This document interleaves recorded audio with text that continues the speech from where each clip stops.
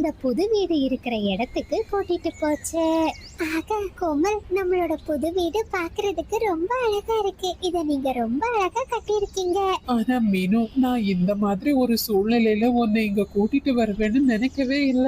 கவலைப்படாதீங்க, நாம 2 பேரும் இன்னைக்கு முழுவதும் வேலை செஞ்சா கண்டிப்பா மேற்கூரைய கட்டி முடிச்சிடலாம் அப்படின்னு பேசிக்கிட்டு 2 குருவிகளும் நாள் முழுவதும் ரொம்ப கடுமையா உழைச்சாங்க.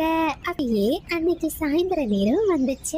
ஒரு வழியா ரொம்ப கஷ்டப்பட்டு தங்களோட புது வீட்டை கட்டி முடிச்சிட்டாங்க. கொஞ்ச நேரத்திலேயே காட்டுல இருள் சூழ ஆரம்பிச்சது. தங்களோட புது வீட்டுல 2 குருவிகளும் ரொம்ப சந்தோஷமா உட்கார்ந்திருந்தாங்க. நம்மளோட மர வீடு ரொம்ப பெருசா இருக்கு. நம்ம குழந்தைங்க ஓடி ஆடி விளையாடுறதுக்கு இந்த வீடு ரொம்ப வசதியா இருக்கும். ஆமா மீனு, நான் உனக்காகவும் குழந்தைங்களுக்காகவும் இந்த வீட்டை ரொம்ப அற்புதமா பார்த்து பார்த்து கட்டி இருக்கேன் அப்படின்னு அந்த 2 குருவிகளும்